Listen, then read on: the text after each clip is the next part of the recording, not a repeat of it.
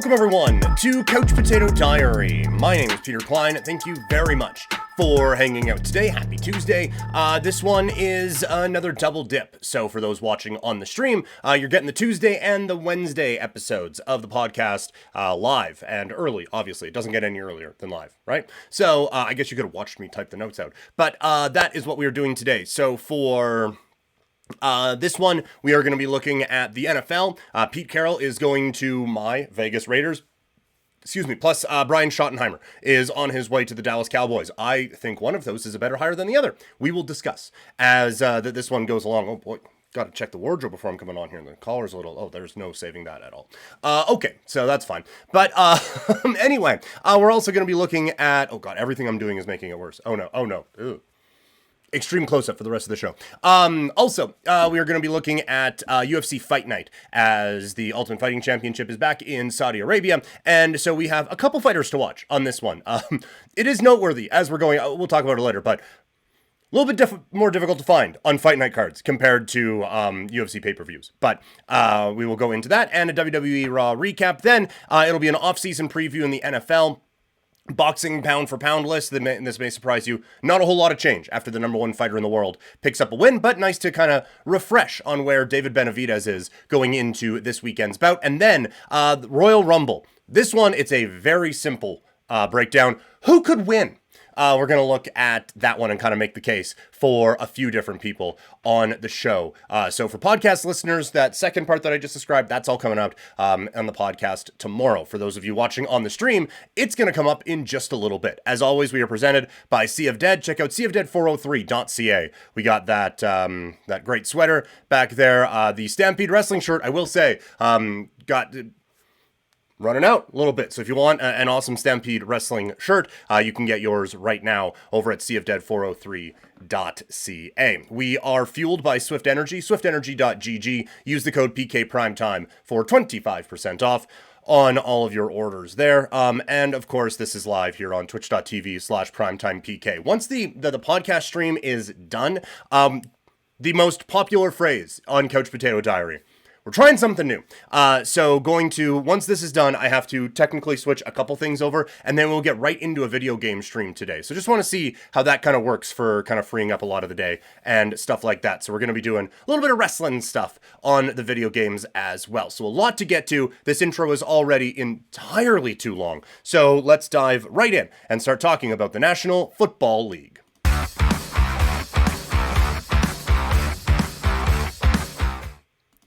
Two more coaching vacancies were filled in the last little bit, as the Vegas Raiders have their new guy, and the Dallas Cowboys have their new guy, who's kind of one of their old guys. God, they suck. Anyway, let's dive in, shall we? Let's begin with the Vegas Raiders. The Raiders needed a guy like this. And again, I will cop to it being a biased Raider fan here. It is not the hire I was expecting. It wasn't even at the top of my wish list, but when it came down, it made complete sense in my mind. The Raiders have a long way to go before they are going to be competitive. They also have a few teams in their division who are very good.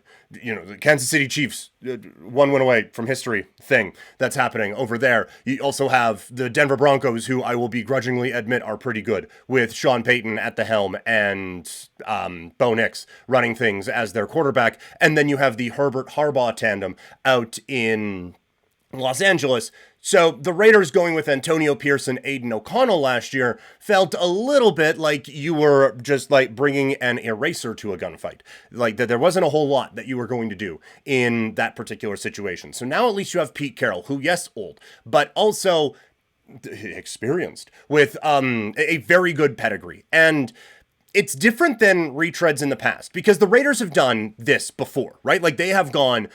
They've tried everything. That this team hasn't been successful in coming up on 30 years, right? Like, it's been a long time since this team was good. I guess coming up on 30 years is a bit of a stretch, but closer to 30 years than 10.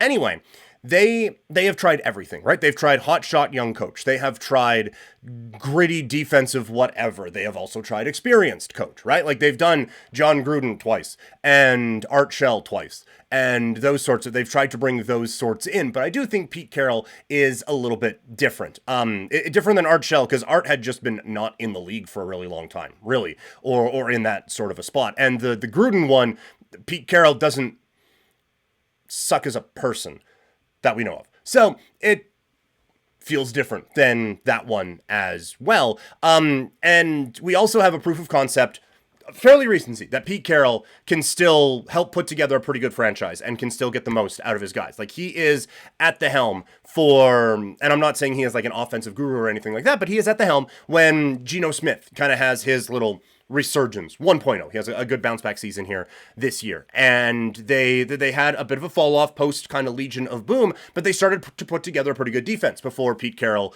and his exit coming into this season. And I think you could start to see the fruits of those labors starting to pay off a little bit. So this isn't a guy who is coming in with this great resume that wasn't good within the last decade. This guy has been pretty successful fairly recently.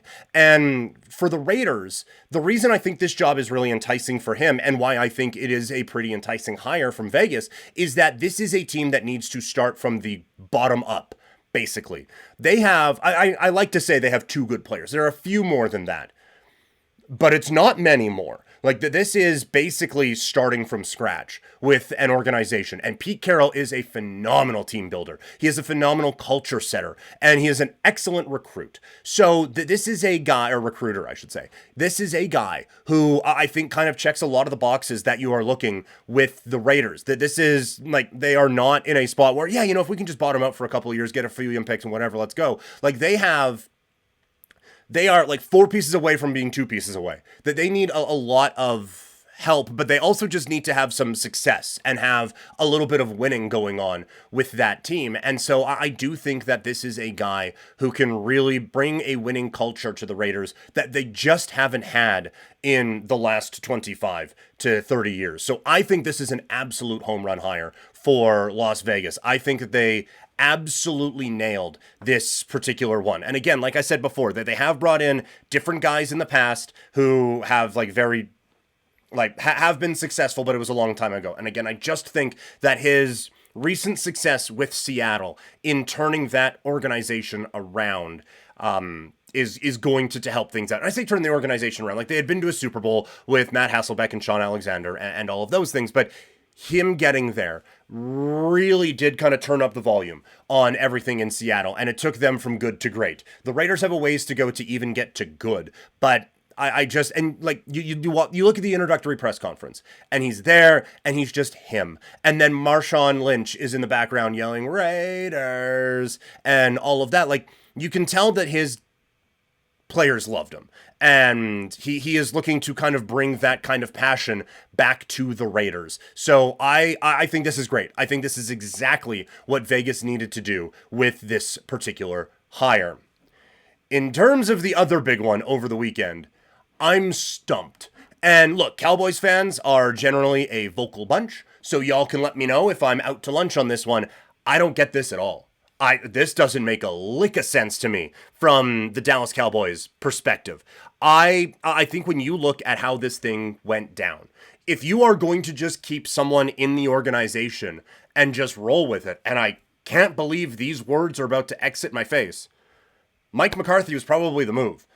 I don't think overly highly of one Mike McCarthy, but I have to cop to how well that went at the end of the season with the Cowboys, because Dak is hurt and everyone who is anything on that defense is hurt, and they had every reason to just fold up shop and just go home.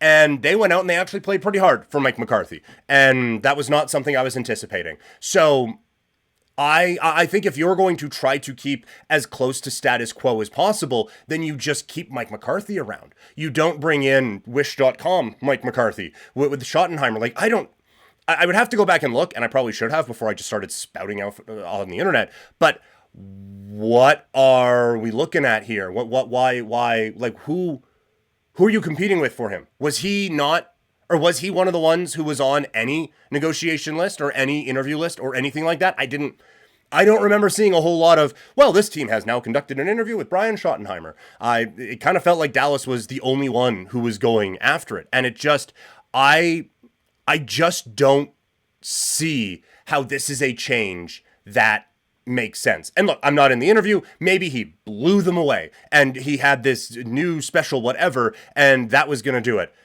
I would doubt it, but maybe that is the way that it went. But the Cowboys just don't do anything that you should to win football games. And it's not even just it's this big brained whatever. It's just they find out what is average and they just spam that button. You know, like you look at all the motivational TikToks and Instagram posts and YouTube videos and stuff like that, and it's, you know what?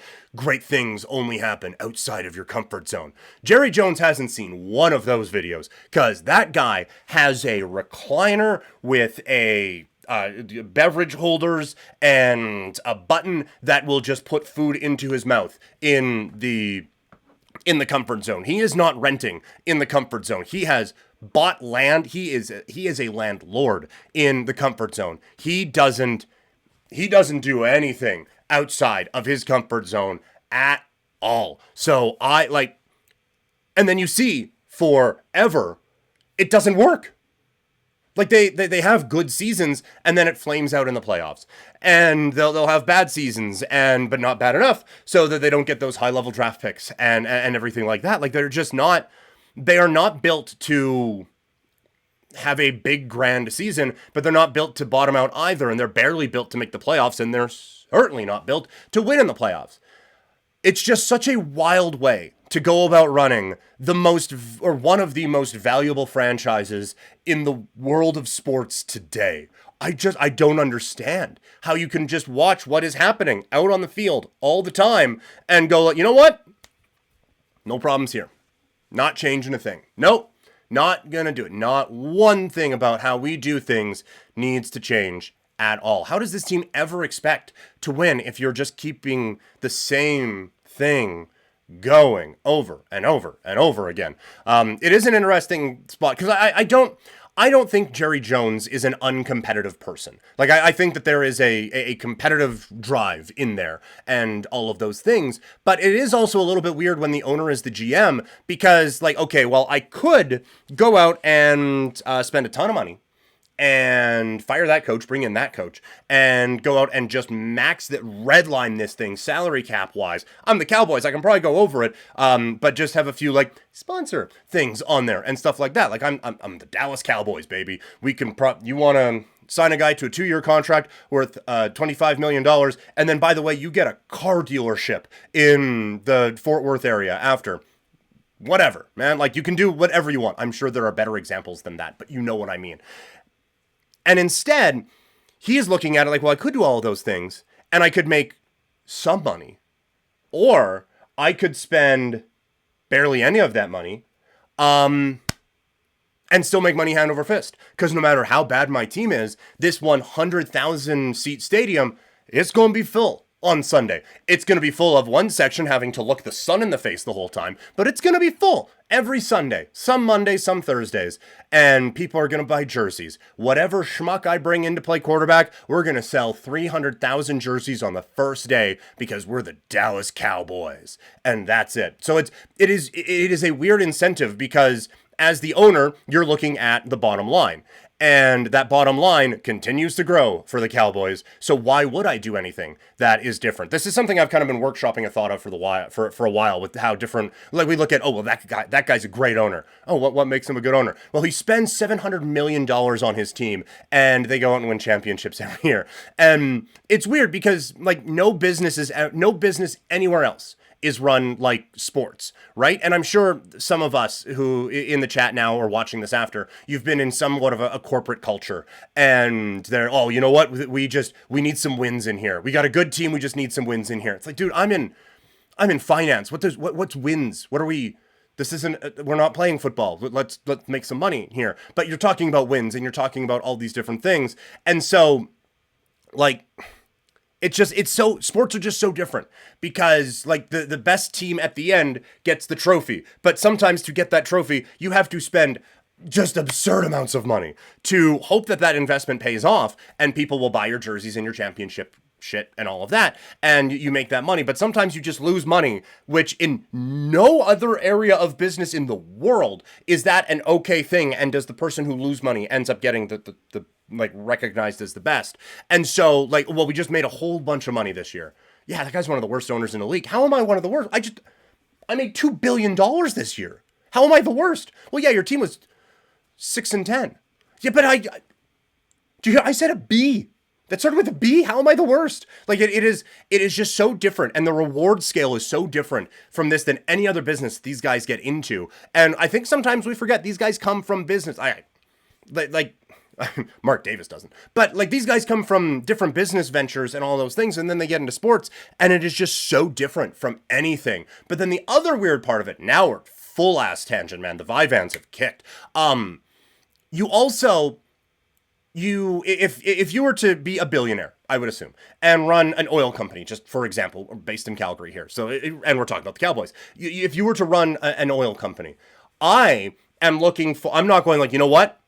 This guy knows how to run an oil company. No, I am looking to try to find the best people in the world who know how to run the biggest oil companies in the world, and I'm hiring them. But then they get into sports, and instead of, well, I haven't skated since 1964, but I'm a hockey expert now, so I'm going to make all the decisions. I don't know if Jerry Jones has had to do a blitz pickup in his life, but he is out there making personnel decisions because it's just, it's sports, man. I watch sports all the time. I know what to do. And I do the same thing on the video games and all that stuff all the time. But you just, in no other form of business, do you just assume, well, it's just this. I know everything about this, so I'm just going to do it. No, you would hire the best people for the job and you would do things practically, but sports are just run so differently, and nowhere is that more obvious than whatever the fuck the Dallas Cowboys are doing right now. Toxic in the chat. Jerry Jones is almost too competitive that his ego gets in the way. LOL.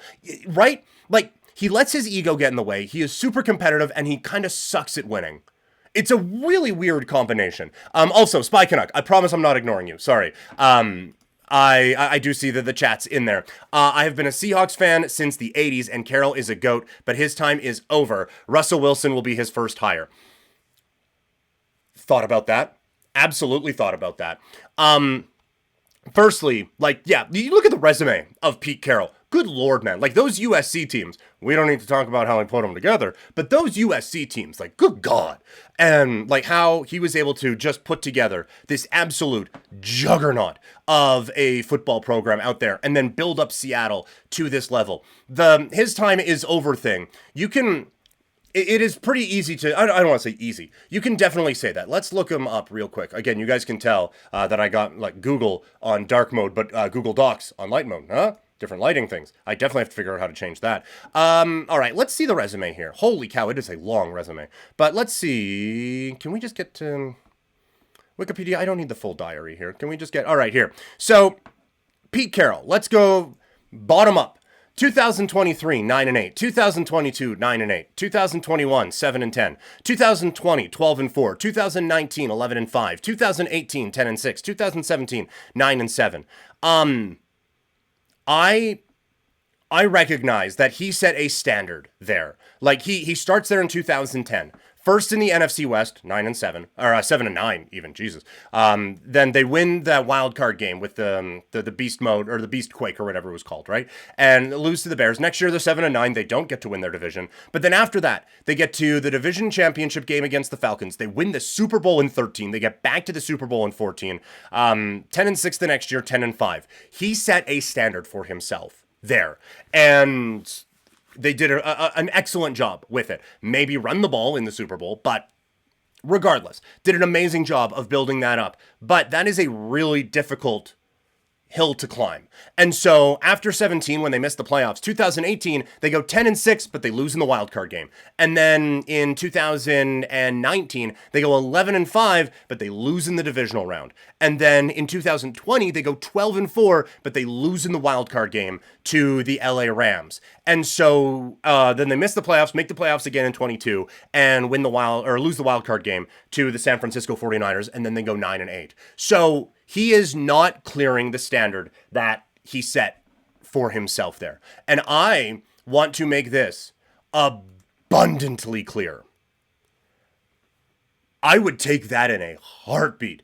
Do you have any idea how, like, for that stretch, Pete Carroll went 137 and 89 with one tie. 137, 89 and 1 in his time with the Seattle Seahawks from 2010 to 2023. I'm going to spare you guys doing the math for what the Raiders did during that time, but it would probably be pretty quick to figure that out. I will deal with he can't get past the divisional round hump when we get to that one. Get me to 7 before we get to that. Get me, like, I will, sure, if I pray for the days where 9 and 8 is disappointing and it is 9 and 9 doesn't have it anymore. Are you kidding me? I would take that in a heartbeat. Time isn't on his side to turn the Raiders around. That, fair. Can't argue with that one. Father Time is undefeated and, all of those sorts of things. And the dude is a 73-year-old human being in one of the hardest professions in the world. It's a young 73, though, right? Like, he still seems spry. Like, I'm not anticipating he's going to be the coach for the next decade. But does he have 5 good years in him? I would think so. So, look, I'm not saying the next time the Raiders are hoisting the Lombardi Trophy that Pete Carroll is going to be the one doing that. But I do think the next time the Raiders are in the playoffs, he'll be the one doing that. Which, by the way, they've only done once since they got shit kicked in the Super Bowl 20 years ago. So, again, it's different standards for different teams. This, I don't think, would be a phenomenal hire for, actually, I think he'd be a pretty good hire for a lot of teams. But, like, if you were a team that is just like, okay, we are one step away and we just need a bit of a different thing. Like, I don't know if he's that guy. But if you're looking to change the dynamic of a franchise around, I think this is a guy that you try to bring in and try to do that. I think that this is a guy that you look at, like, where the Raiders are at right now. And I cannot stress how barren it feels as a Raider fan in this particular moment where there is not a whole lot to hang your hat on. He can come in, build a culture there, create a winning attitude. And so again, like, I don't think the next time the Raiders are hoisting the Lombardi Trophy that Pete Carroll is going to be their coach. But I do think that the next time the Raiders are hoisting the Lombardi Trophy, it will be because Pete Carroll was their coach at one different time, if that makes sense. The time isn't on his side, like we said. All joking aside, I wish him well because I've always been a fan. How could you not be, right? Like, I get, if you're a 49ers fan, probably not a big Pete Carroll dude. If you're, I mean, they didn't have much for rivals when they were at I was going to say UCLA. They probably don't hate Pete Carroll that much. They were losing by 80. They had bigger problems to worry about. But if you're an Oregon Ducks fan, you're probably not a huge Pete Carroll guy. Or Ohio State, probably not a huge Pete Carroll guy. But if you're just a neutral observer of teams that he has coached, how do you not love that dude? He just brings that attitude on the sideline. So I think it's a great hire for the Vegas Raiders. Even if it maybe not necessarily one that fits with a lot of time frames with that team, but I think that he can kind of turn some things around with Vegas. So that is the breakdown of the coaching changes in the NFL. Coming up in a little bit here on the stream and coming up tomorrow for podcast listeners, we are going to be looking at the NFL offseason preview for the 2 teams that were eliminated on Championship Sunday. We move now to the world of combat sports as the Ultimate Fighting Championship is back this weekend in Saudi Arabia. And for pay-per-views, we do the Fighters to Watch coming up on that particular card. We're doing it again here for UFC Fight Night. Definitely feels more like a fight night than a pay-per-view, though. Let's break down some of the key fighters to watch coming up this weekend.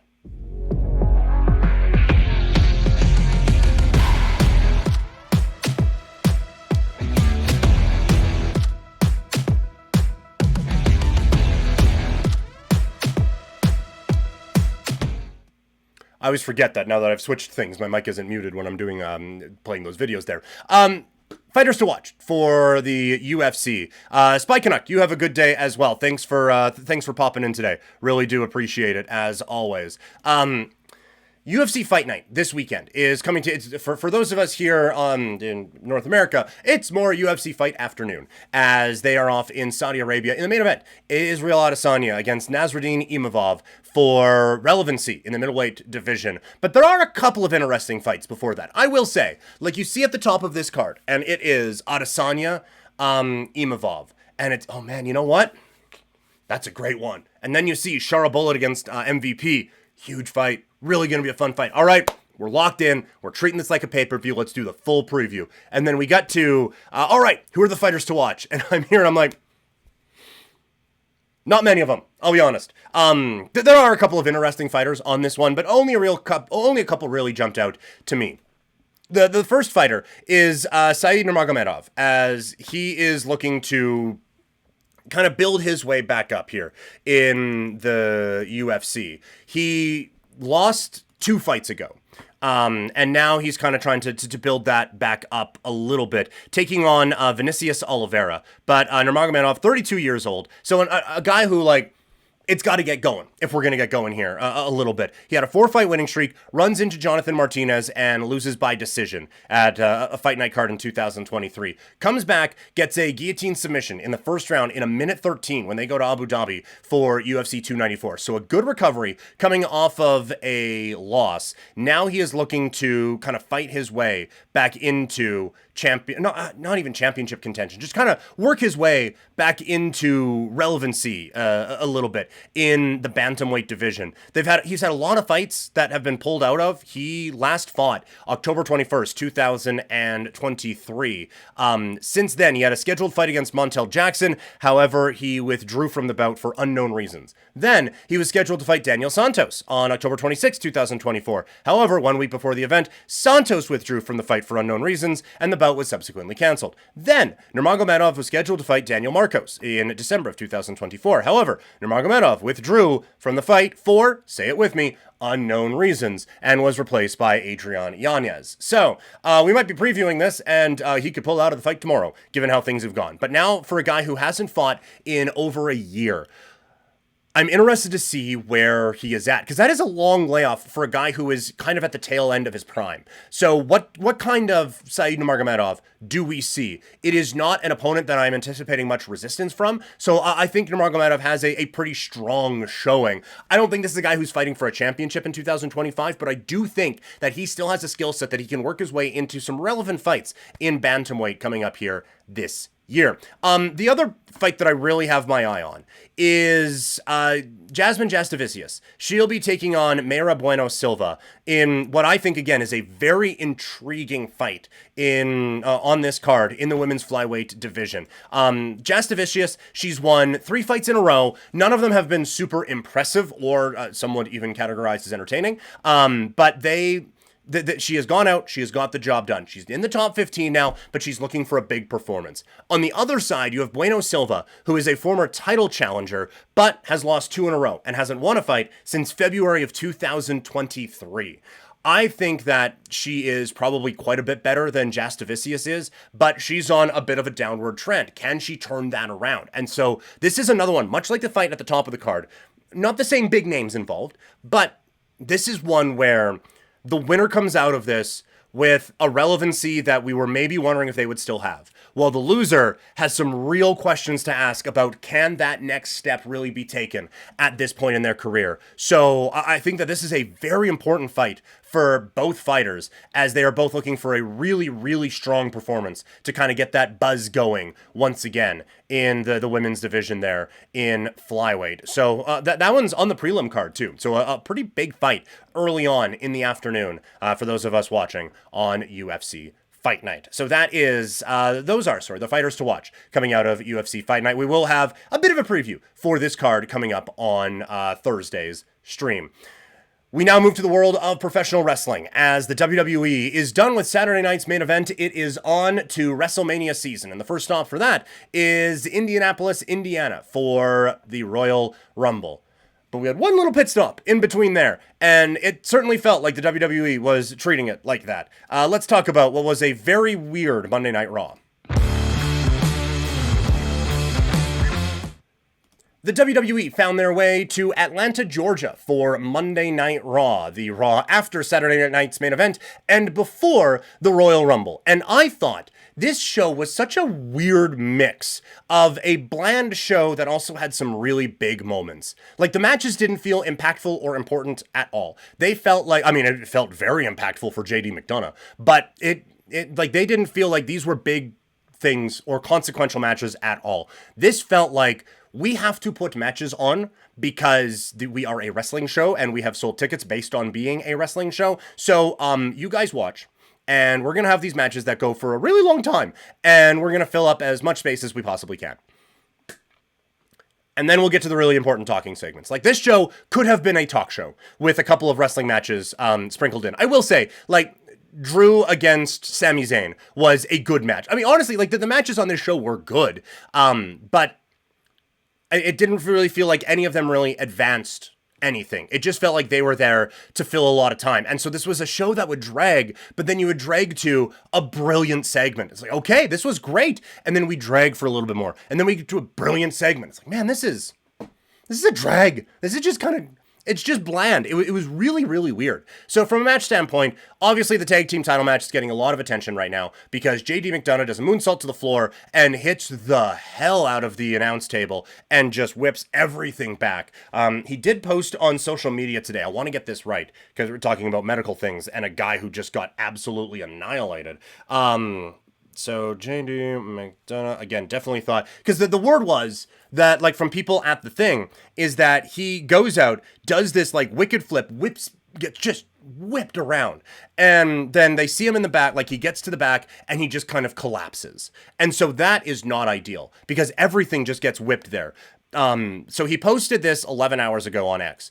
First off, thanks to everyone for the messages and the concern. I'm good. I've got a couple of broken ribs and a punctured lung, so I'm going to be out for a couple of months. All things considered, it could have been a lot worse, so I'm grateful for that. See ya in a bit. Definitely could have been a lot worse.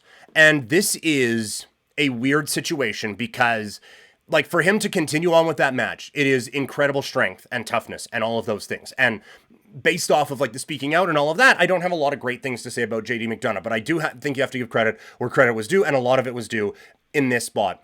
I think it is absurd that he continued in this match. I don't see the benefit of it at all. Like, and maybe, like, you go out there and you're fine, and it's just, you know what, I'm banged up, like, this ain't ballet. So you got the cracked ribs, and it's okay, well, I can grind through this. I can be okay. You don't need to do that. I feel like in 2024, we would all be accepting if that match stopped and JD McDonough had to be taken out. Or even if, like, they just had to carry JD McDonough out and now you have to change a match on the fly with the War Raiders against Dominic Mysterio. I think that you have the War Raiders in there. They are an experienced tag team. Dominic Mysterio has been around the business for a long time, and it's 2025. Communication is what communication is. You can make it work around that. You can do that. This night, this match, whatever. If this is the main event of WrestleMania and it has implications for years to come, then maybe you alter some things a little bit. A tag team match they were going to lose anyway on Raw. I don't think you needed to keep him out there for it. So it felt unnecessary. And then there's the spot where Eric, right? Yeah. Has him in the Phil Nelson thing and he brings him up and then he knees him. And it looked, if that wasn't stiff, then those guys are the best workers in the world, and they might be. But, like, that looked so painful, and he's still taking these things. It's like, man, you can applaud the toughness, you can appreciate what he did, but you can also say that shouldn't have been allowed to happen.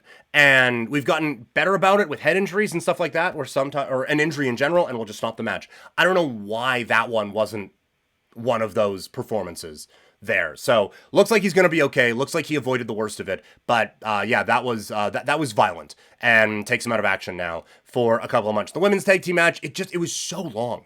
And again, like, it was a well-worked match. They put on a good show. But for a match that I don't think had a whole lot of stakes or anything attached to it, it felt long.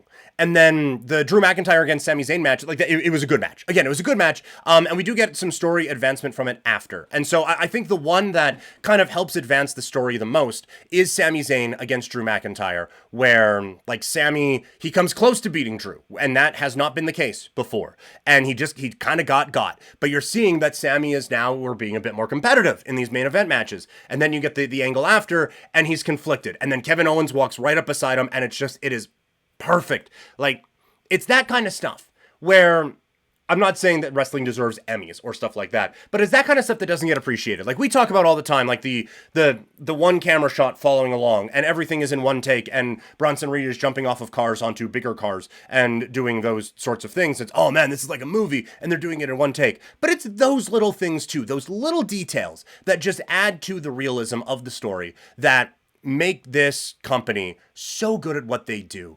Because like it could have just been left there and it's, oh man, Sami is whatever. And Kevin could have come up in any other spot. But Kevin comes up in the perfect spot, lines up right beside him. They have it shot perfectly. And you immediately get the whole story of the whole scene. And it's just like, man, that would take a full day on a TV set. Like I was lucky enough that I was able to go cover one day of shooting for a Netflix television show when I was working at Daily Hive.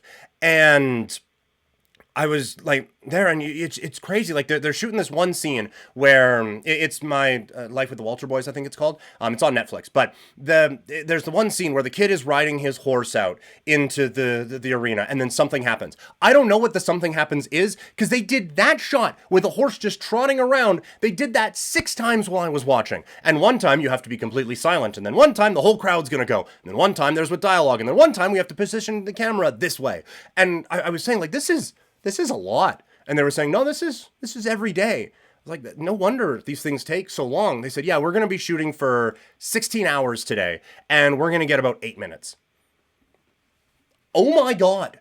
And so you just, and look, I'm not even saying like, oh, can't you guys do it in 8 hours? I'm not even saying like that the movie industry should change things a little bit, because I mean, they're doing well, but I think there does have to be an appreciation that a show and even just a scene that would take all day on a movie shoot, they did it live in front of 14,000 people and the world watching on Netflix at like just right there. Perfectly. So just a little tangent on how good this company can be at some of these things. But let's get to the promos that were really impactful on this night. Gunther and Seth, I think it was really interesting. I think they both made I think they both made really good points, and I think that you really do kind of set up an interesting dynamic. And it's not one, like, because Seth has been kind of in this bloodline adjacent universe for a little bit, and Gunther's been over here kind of kicking the shit out of Judgment Day guys, basically. And then Jey Uso comes in and gets involved in that as well. And so you haven't really put those two sides together fully just yet.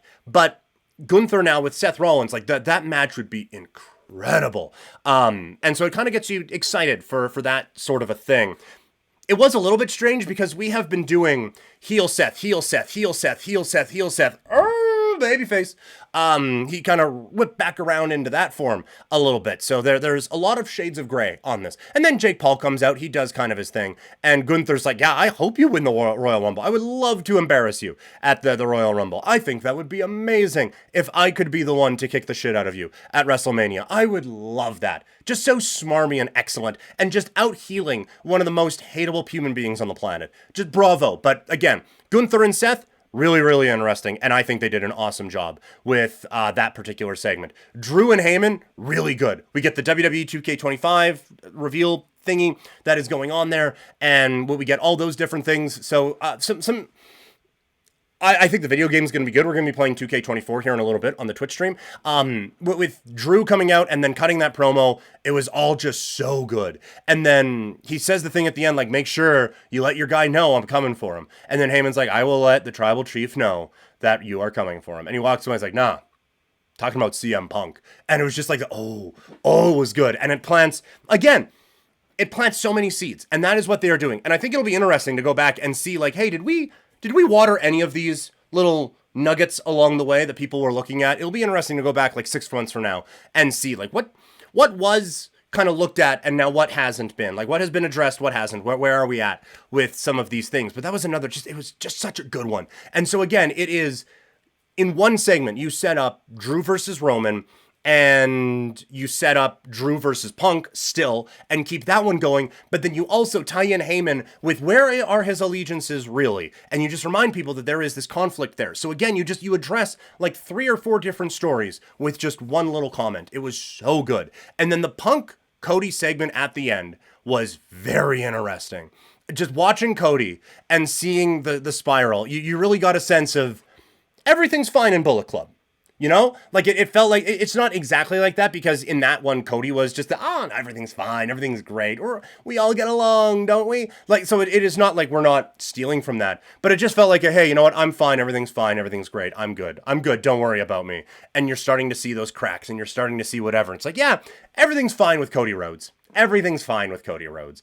But, they did a good job with this one. And like, the thing that I like about it, and we'll tie it all together at the end, but everyone's motivations feel legitimate. And it really, really did seem, cutting that promo, that Cody is on the verge of a heel turn, didn't it? Like, it felt like Cody is, like, he's looking up and I can finally be rid of this Kevin Owens thing and we can get to WrestleMania.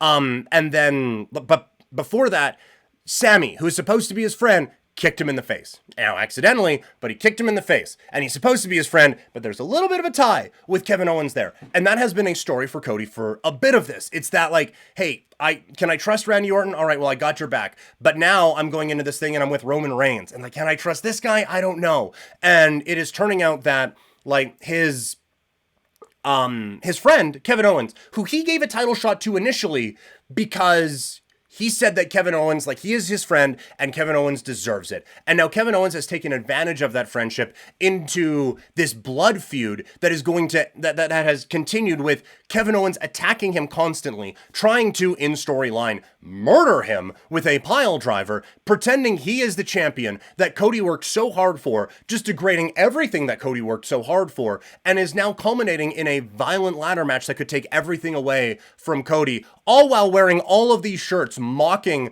Cody Rhodes' father's history, something that is very close to him, and then just mocking Cody in general. And so, yeah, that, if my best friend was doing that kind of stuff to me, I'd have some trust issues. And so there's just all these, like, who can I really believe? Well, these guys are my friends here, and I think we're all kind of assuming that there's going to be maybe a Randy turn on him at some point. But like, all these guys are my friends over here, but they're kind of getting pissed at me for this one thing. But like, these guys are my enemies, like The Rock and Roman Reigns. The Rock's having tequila shots with me, and Roman's just being straight up like, I trust you, man. We did this thing together. I really appreciate you. I'm coming for that title, though. And he's at least being straightforward with him, where instead, like, you can doubt you can doubt Kevin Owens's motivations. You can doubt Sammy's motivations. You can doubt, so his friends are the ones that he has this doubt in. And so just from a, like, comic book standpoint, that is how, like, that sounds like a villain origin story, doesn't it? So I think it is a really, really interesting kind of arc here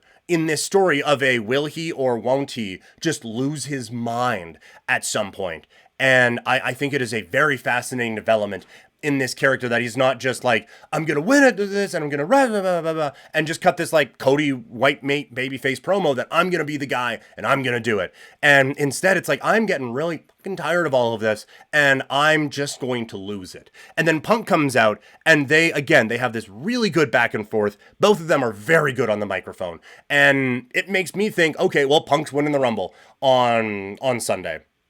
But then, again, there's Roman, there's Cena, there's all these different guys who are involved in all of this. So it sets up what looks like the obvious way that they want you to go. But every segment involving someone where they're saying, I'm going to win the Rumble, and it is because of this, and this. Not just, and I'm going to go to WrestleMania, I'm going to point at the sign, and it's going to be great. It is, no, these are my motivations, this is why I think it could happen, and this is it. Like, it's all been very logically placed forward. So again, I think the build for the Royal Rumble has been excellent. And all these different things in the show, and this is kind of the tying it all together.